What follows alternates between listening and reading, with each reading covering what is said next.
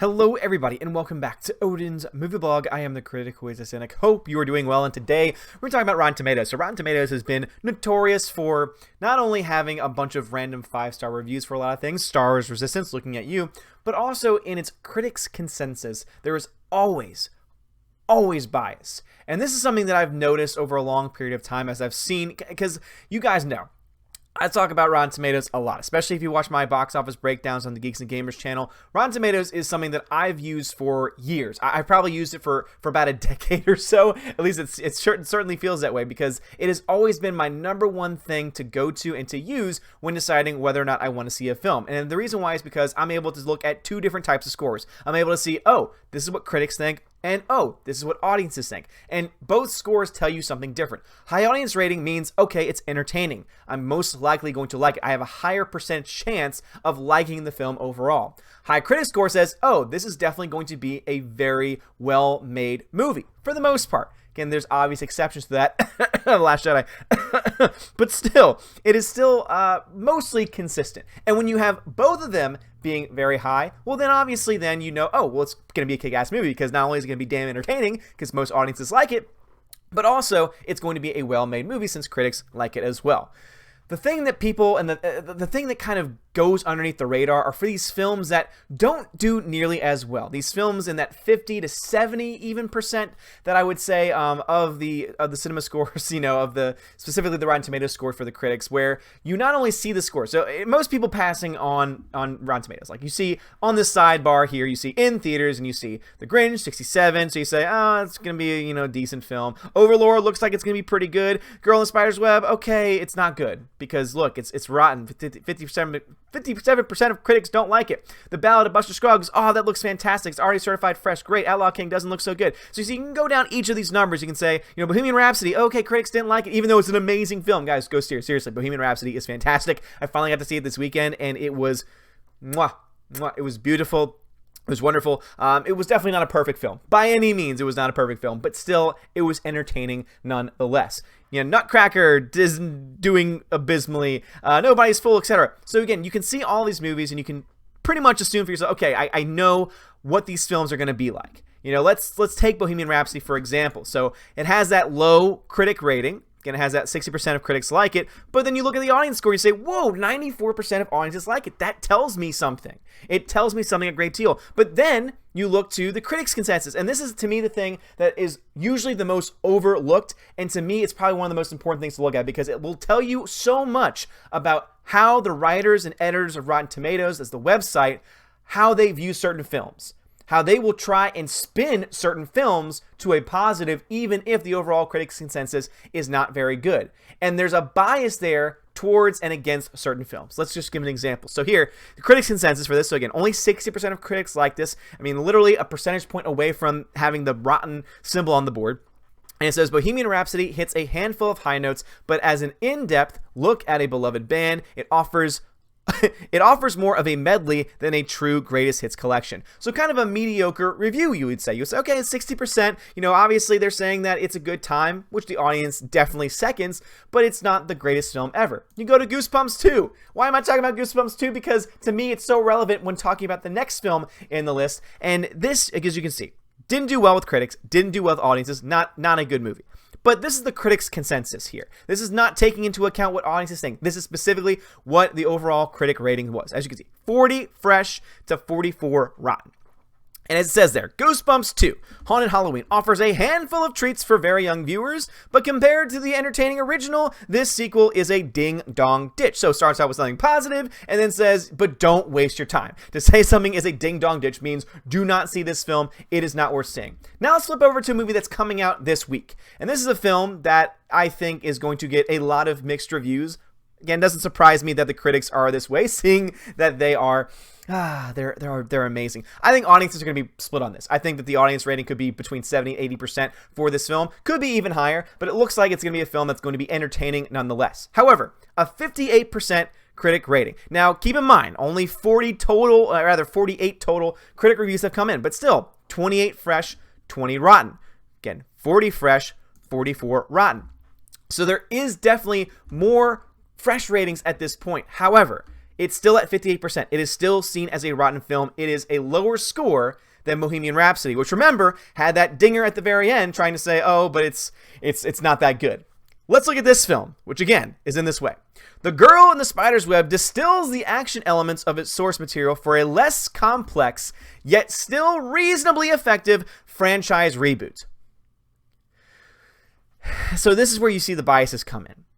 Obviously, this is a story about a strong female character. We obviously know that Hollywood, especially after 2016, is very much about this female empowerment silliness. And so we say, oh, how dare you? You can't say it's silliness. No, I don't think it's silly at all. I don't think anyone being empowered, no matter what your race, your gender, I don't care.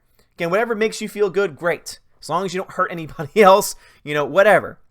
But at the end of the day, when it's being shoved down your throat, when you're trying to shove your beliefs down someone else's throat, when you're trying to force diversity, when you're trying to force empowerment, at that point, it's no longer empowerment. If you have to force it, it's nothing more than you just being an ass. Like, that's what it really comes down to. And so here, again, 58% rating versus 48% rating versus 60% rating. This one was significantly more critic ratings in, 164 to 110, fresh to rotten, and yet even this one says, oh, it hits some high notes, but as an in-depth look, it offers more of a medley, so it's not that good.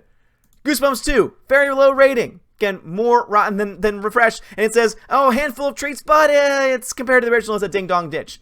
And then this one, which is in the same ballpark as Goosebumps 2, and not even as good as Bohemian Rhapsody, it's all good. Yes, oh yeah, it distills the action elements of a source material for a less complex, but still reasonably effective franchise reboot. To me, this is such a cop-out. If this, let me just put it this way.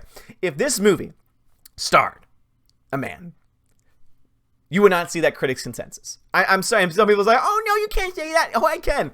I have a YouTube channel, and I will go ahead and say whatever the heck I want on these variety of topics. But this is just the truth. I'm sorry, this is just the truth. This is what we live in today. This is the world that we live in today. You cannot have a negative opinion about certain race or a certain... If someone is of a certain race or a certain gender, any criticism of them is immediately assumed, oh, you're racist, you're sexist.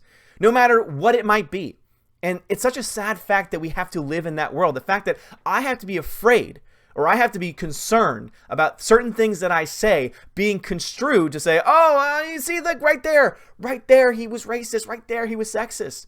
The fact that I even have to think about that, because honestly, I don't worry about it, because I know most of the people watching my videos are common sense people, are people who live in the real world, are people who are not these NPC, crazy NPC SJW knuckleheads that will just throw out these words nonstop. And I'm so thankful for all of you. But I wanted to point this out because this is something that I've noticed. Again, it's not just limited to this movie. You look to any movie. You look to any movie where you see something similar, where the critic rating maybe not be that good, and yet the critic consensus is glowing. Oh, it's brilliant. It's wonderful. You see the same thing happen when the audience rating is very low as well. And again, there is a tremendous bias for Rotten Tomatoes. And obviously, everyone's going to have a personal bias. Some people can probably assume the personal biases that I have. The problem is that when you run a website like Rotten Tomatoes, when you run a review website, it should be more, hey, we're going to step back and we're going to let the critics and the audiences speak for themselves. The critics' consensus is supposed to be, hey, I've read all of the reviews so far, and here's what I have gathered.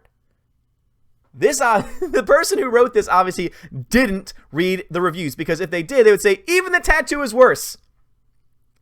Even the tattoo is worse.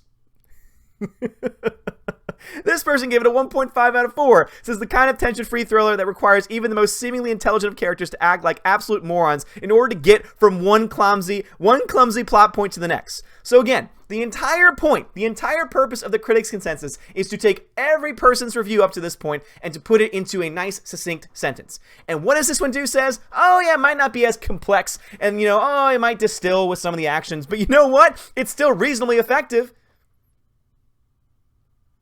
Again, turn this character into a man, and this critics' consensus would be very different. In fact, they would focus mostly on these two reviews right here. They would say, oh, it's awful.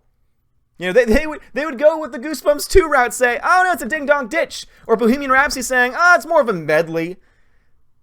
And that's actually surprising, because you would think that with Bohemian Rhapsody there wouldn't be any hint of that. But you can see it's very light. It's very light from there to, oh, ding-dong ditch. And there's really not that much percentage points, at least, you know, separating these two films. But anyway, am I just going crazy, guys? Honestly, I feel like this all the time. No matter what I look to, no matter, you know, no matter what I try to do. For example, Venom. Oh, the toxic white man. The toxic white man says Venom's first standalone movie turns out to be like the comics character in all the wrong ways, chaotic, noisy, and in desperate need of a stronger attachment to Spider-Man. Get very, very clear. And again, when you only have 29% of critics liking it, you know what? It makes sense that that would be the critics' consensus. Audience score, though, obviously is very high. But this film, again, you look to this. Even a talent like Foy ends up feeling lost and without motivation, which feels especially glaring as the story bears down on its she'll have to face her past plot device. I'm looking at all these negative reviews, and they are very negative. But you wouldn't be able to tell that from the critics' consensus. And I wonder why. So guys, leave a comment below. I'd love to hear your thoughts on this. If you like this video, hit that thumbs up, hit that subscribe. You are all amazing, beautiful people. Have a great day, and as always, God bless.